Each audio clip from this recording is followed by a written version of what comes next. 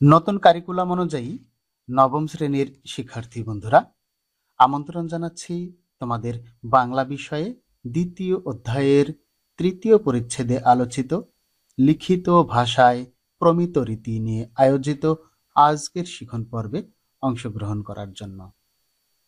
এই শিখনে শিক্ষার্থী হিসেবে তোমাদের প্রথম কাজ হবে ঈশ্বরচন্দ্র বিদ্যাসাগর পরিচিতি অংশটুকু পড়ে নেওয়া।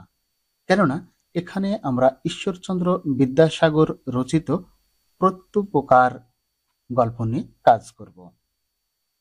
ঈশ্বরচন্দ্র বিদ্যাসাগর 1820 খ্রিস্টাব্দে জন্মগ্রহণ করেন এবং 1891 খ্রিস্টাব্দে মৃত্যুবরণ করেন। একজন লেখক ও সমাজ সংস্কারক ছিলেন তিনি। বর্ণপরিচয়, বেতাল পঞ্চবিংশতি, ভ্রান্তিবিলাস, শকুন্তলা ইত্যাদি তার উল্লেখযোগ্য বইয়ের নাম। হিন্দু সমাজে বিধবা বিবাহ প্রচলনের জন্য তিনি আন্দোলন করেছিলেন এবং এ ব্যাপারে আইন পাশ করাতে সক্ষম হয়েছিলেন। নিচে সাধু রীতিতে রচিত ঈশ্বরচন্দ্র বিদ্যাসাগরের একটি গল্প দেওয়া হলো। গল্পটি লেখকের আখ্যান মঞ্জরি গ্রন্থ থেকে সংকলিত। গল্পটি সরবে পড়ার সময়ে সর্বনাম, ক্রিয়াপদ ও অনুসর্গের রূপগুলো খেয়াল করো। তোমাদের সুবিধার জন্য কয়েকটি লাইন পড়ে দিচ্ছি এবং সর্বনাম, ক্রিয়াপদ ও অনুসর্গ সম্পর্কে কিছুটা ধারণা দেওয়ার চেষ্টা করছি। আলী ইবনে আব্বাস নামে এক ব্যক্তি মামুন নামক খলিফার প্রিয় পাত্র ছিলেন। তিনি বলিয়া গিয়াছেন, আমি একদিন অপরাহ্নে খলিফার নিকটে বসিয়া আছি, এমন সময় হস্তপদবদ্ধ এক ব্যক্তি তাহার সম্মুখে নীত হইলেন। হস্তপদবদ্ধ মানে হাত পা বাঁধা অবস্থায়। খলিফা আমার প্রতি এই আজ্ঞা করিলেন, তুমি এ ব্যক্তিকে আপন আলয়ে লইয়া গিয়া রুদ্ধ করিয়া রাখিবে এবং কল্য আমার নিকট উপস্থিত করিবে। তদীয় ভাব দর্শনে স্পষ্ট প্রতীত হইল, তিনি ওই ব্যক্তির উপর অত্যন্ত ক্রুদ্ধ হইয়াছেন। আমি তাহাকে আপন আলয়ে আনিয়া অতি সাবধানে রুদ্ধ করিয়া রাখিলাম, কারণ যদি তিনি পালাইয়া যান, আমাকে খলিফার কোপে পতিত হইতে হইবে। কিয়ৎক্ষণ পরে আমি তাহাকে জিজ্ঞাসিলাম, আপনার নিবাস কোথায়? তিনি বলিলেন, ডেমাস্কাস আমার জন্মস্থান। ওই নগরের যে অংশে বৃহৎ মসজিদ আছে, তথায় আমার বাস। আমি বলিলাম, ডেমাস্কাস নগরের বিশেষত যে অংশে আপনার বাস, তাহার উপর জগদীশ্বরের শুভ দৃষ্টি থাকুক। ওই অংশের অধিবাসী এক ব্যক্তি এক সময় আমার প্রাণ দান দিয়াছিলেন। আমার এই কথা শুনিয়া তিনি সবিশেষ জানিবার নিমিত্ত ইচ্ছা প্রকাশ করিলে আমি বলিতে আরম্ভ করিলাম। যাই হোক, আমরা পরবর্তী অংশটুকু আর পড়ছি না। এখন আমরা এখান থেকে সর্বনাম, ক্রিয়াপদ এবং অনুসর্গের রূপগুলো একটু খেয়াল করব। আমরা জানি বিশেষ্যের পরিবর্তে বা কোনো কিছুর নামের পরিবর্তে যে পদ ব্যবহার করা হয় সেগুলোকে সর্বনাম পদ বলে। যেমন এখানে তিনি, তাহার, তাহাকে, আর যে পদ দ্বারা কোনো কাজ করা বোঝায় সেই পদকে ক্রিয়াপদ বলে। তাহলে দেখি এখানে ক্রিয়াপদগুলো কেমন। এখানে খেয়াল করো, ক্রিয়াপদগুলো রয়েছে বলিয়া গিয়াছেন। বলিয়া গিয়াছেন একটি ক্রিয়াপদ। নীত হইলেন, নীত হইলেন একটি ক্রিয়াপদ। আজ্ঞা করিলেন, এটিও একটি ক্রিয়াপদ। তারপরে জিজ্ঞাসিলাম, জিজ্ঞাসিলাম এটিও একটি ক্রিয়াপদ। আর যে শব্দগুলো বাক্যে কখনো স্বাধীনভাবে আবার কখনো বিভক্তির মতো ব্যবহৃত হয়ে বাক্যের অর্থ প্রকাশে সাহায্য করে, সেগুলোকে বলা হয় অনুসর্গ। এখানে আমরা কয়েকটি অনুসর্গ খেয়াল করি। দেখো, নিকটে, নিকট, প্রতি, হইতে, নিমিত্ত। এরপর খেয়াল করো, এখানে সর্বনাম এবং ক্রিয়াপদগুলোর পূর্ণ রূপ ব্যবহার করা হয়েছে, আর অনুসর্গগুলো বাক্যের স্পষ্ট অর্থ প্রকাশে সাহায্য করেছে। গল্পটি পড়া শেষে শিক্ষক তোমাদের কিছু প্রশ্ন করবেন, তোমরা সেই প্রশ্নের উত্তর দেবে। এই ক্ষেত্রে শিক্ষক কিছুটা সহযোগিতা করবেন, যাতে এই প্রশ্নোত্তরের মাধ্যমে তোমরা গল্পটি সম্পর্কে একটি স্পষ্ট ধারণা লাভ করতে পারো। কেমন প্রশ্ন হতে পারে দেখে নেওয়া যাক। প্রত্যুপকার গল্পটি ঈশ্বরচন্দ্র বিদ্যাসাগরের কোন গ্রন্থ থেকে সংকলিত? প্রত্যুপকার গল্পটি ঈশ্বরচন্দ্র বিদ্যাসাগরের আখ্যান মঞ্জুরি গ্রন্থ থেকে সংকলিত। এই গল্পটি কোন ভাষা রীতিতে লেখা? এমন ভাষারীতি কি বর্তমানে কোথাও ব্যবহার হতে দেখেছ? প্রত্যুপকার গল্পটি সাধু রীতিতে লেখা। এমন ভাষারীতি বর্তমানে তেমন দেখা যায় না। তোমরা এক্ষেত্রে এমনও বলতে পারো, এমন ভাষারীতি বর্তমানে খুব কম দেখা যায়। এই গল্পে যে প্রাণের রক্ষা করিয়াছি, আপন প্রাণ রক্ষার্থে এক্ষণে সেই প্রাণের বিনাশের কারণ হইব, তাহা কখনো হইবে না। এই বাক্যের অর্থ কি? এই বাক্যটির মূল অর্থ হলো, উপকার করে উপকারের প্রতিদান আশা করা উচিত নয়। বিষয়টি হলো, এই গল্পের কথক এক সময় ডেমাস্কাসে বন্দী হয়েছিলেন। সেই সময় তিনি যার আশ্রয় পেয়ে বেঁচে দেশে ফিরেছিলেন, ভাগ্যচক্রে সেই আশ্রয়দাতা খলিফা মামুনের নিকট বন্দী হন। কথক সেই ব্যক্তিকে মুক্ত করে দিতে চাইলে আশ্রয়দাতা তার বিবেক বোধ থেকে এই কথাটি বলেছেন, অর্থাৎ উপকার করে উপকারের প্রতিদান আশা করা উচিত নয়। এই কথাটি আমরা এখানে লিখে দিতে পারি। এরপরে রয়েছে, এই গল্পে যেভাবে প্রত্যুপকার করা হয়েছে, তোমাদের বাস্তব জীবনে তোমরা কখনো এমন প্রত্যুপকারের সম্মুখীন হয়েছ? থাকলে এসে সবার সাথে সেই অভিজ্ঞতা ব্যক্ত করো। তোমরা বাস্তব জীবনে যদি সত্যি কারো উপকার করে থাকো এবং পরবর্তীতে সেই ব্যক্তি তোমার কাছে আসে, কিংবা তুমি কারো দ্বারা উপকৃত হয়ে থাকো, পরবর্তীতে সেই ব্যক্তি তোমার কাছে আবার বিপদে পড়ে ফেরত আসে, তুমি তাকে সহযোগিতা করেছো, এরকম ঘটনা থাকলে তুমি শ্রেণীকক্ষে উপস্থাপন করবে। এ পর্যায়ে আমরা কিছু শব্দের অর্থ জেনে নেব। দেখো, এখানে রয়েছে অনন্তর মানে তারপর, অবধারিত মানে নিশ্চিত, অবরুদ্ধ মানে বন্দী, অবলোকন মাত্র মানে দেখা মাত্র, অভিরুচি মানে ইচ্ছা, অব্যাহতি মানে মুক্তি, দুরাত্মা মানে খারাপ লোক, নিষ্কৃতি মানে মুক্তি, নীত হওয়া মানে আনা, পরিচ্ছদ মানে পোশাক, প্রতীতি মানে বিশ্বাস, প্রত্যাগমন মানে ফিরে আসা, মৌনতাবলম্বন মানে নীরবতা পালন। এই শব্দার্থগুলো তোমরা সকলেই নিজ দায়িত্বে পড়ে নেবে এবং উপলব্ধি করবে। আর পরবর্তীতে আমি আরেকটি কাজ করব, পুরো গল্পটি পড়ব এবং সেটি ব্যাখ্যা করে দেওয়ার চেষ্টা করব। এই শিখনে আমি সেটি করছি না। এ পর্যায়ে আমাদের কাজ হবে 2.3.1।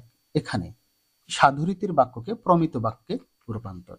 প্রত্যুপকার গল্প থেকে সাধুরীতির 10টি বাক্য নিচের ছকে দেওয়া আছে। বাক্যগুলোকে প্রমিত গদ্যরীতিতে রূপান্তর করে ডান কলামে লেখো। কাজ শেষে সহপাঠীদের সঙ্গে আলোচনা করো এবং প্রয়োজনে সংশোধন করে নাও। একটি নমুনা উত্তর করে দেওয়া হলো। দেখো, আমি একদিন অপরাহ্নে খলিফার নিকটে বসিয়া আছি, এমন সময়ে হস্তপদবদ্ধ এক ব্যক্তি তাহার সম্মুখে নীত হইলেন। এটির প্রমিত রূপ হচ্ছে, বামেরটি হলো সাধুরীতি আর ডান পাশেরটি প্রমিত রূপ।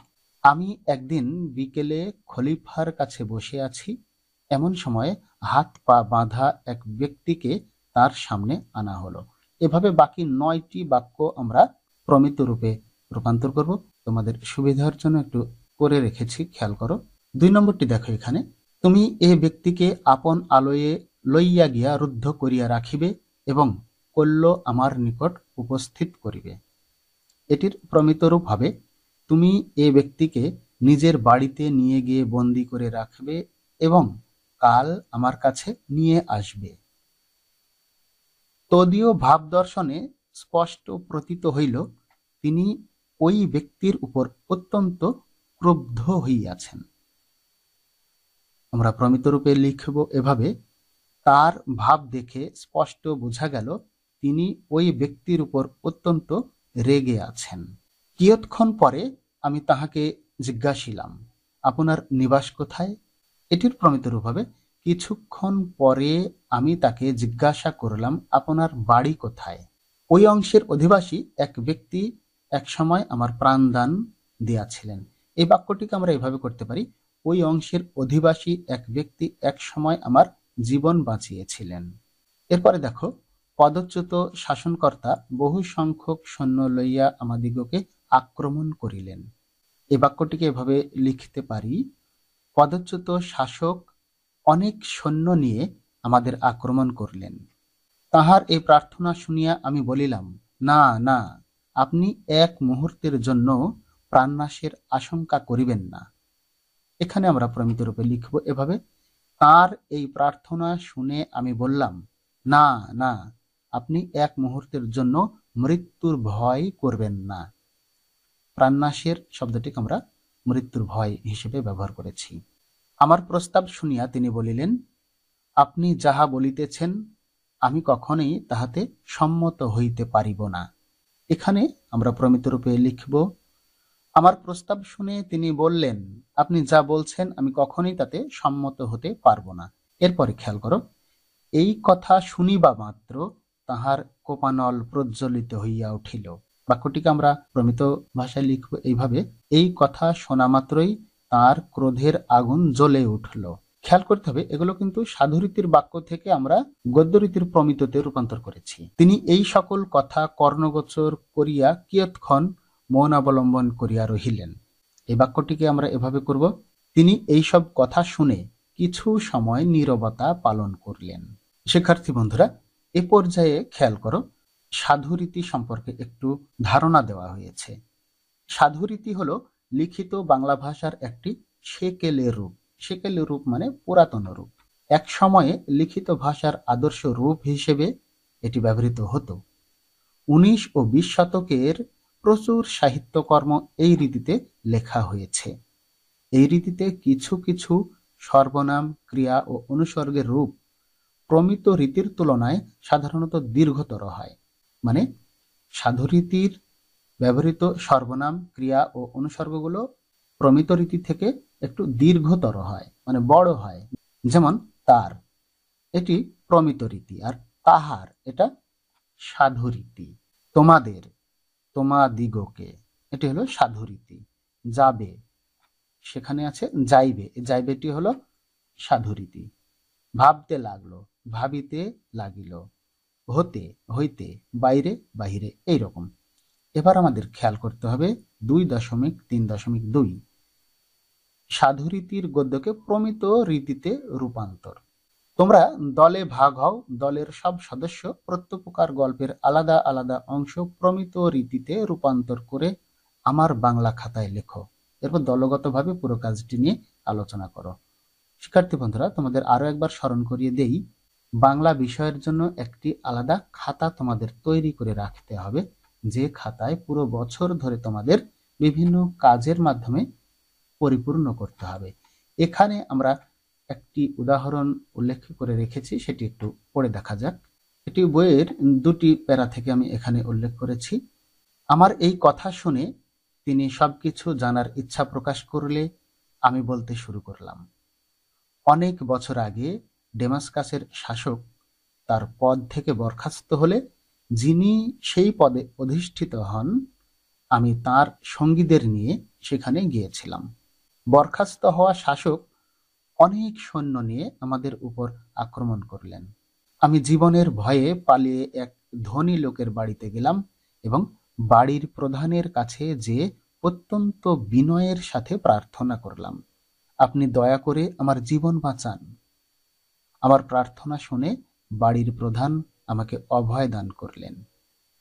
আমি তার বাড়িতে 1 মাস নির্ভয়ে ও নিরাপদে ছিলাম। একদিন আশ্রয়দাতা আমাকে বললেন, এ সময়ে অনেক লোক বাগদাদ যাচ্ছেন। নিজ দেশে ফিরে যাওয়ার জন্য আপনি এর চেয়ে বেশি সুবিধার সময় পাবেন না। আমি সম্মত হলাম। আমার কাছে কোনো টাকা ছিল না। লজ্জায় আমি তার কাছে সে কথা বলতে পারলাম না। তিনি আমার আকার প্রকার দেখে তা বুঝতে পারলেন, কিন্তু সেই সময় কিছু না বলে নীরবতা পালন করলেন। শিক্ষার্থী বন্ধুরা, যেহেতু প্রত্যুপকার গল্পটি পরিপূর্ণভাবে সাধুরীতিতে লেখা রয়েছে, বুঝতে একটু সমস্যা হতে পারে। আমি আগেই বলেছি, এই গল্পটি পুরো প্রমিত রীতিতে বা গদ্য প্রমিত রীতিতে কিভাবে পড়তে হবে এবং ব্যাখ্যা করতে হবে সে বিষয়টি আরেকটি শিখনে বুঝিয়ে দেওয়ার চেষ্টা করব।